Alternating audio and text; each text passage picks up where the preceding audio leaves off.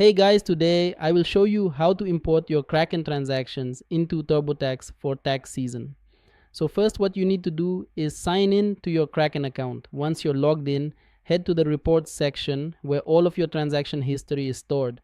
From there, download the complete file that includes your trades, deposits, and withdrawals. Save this file securely on your computer so it's ready for the next step.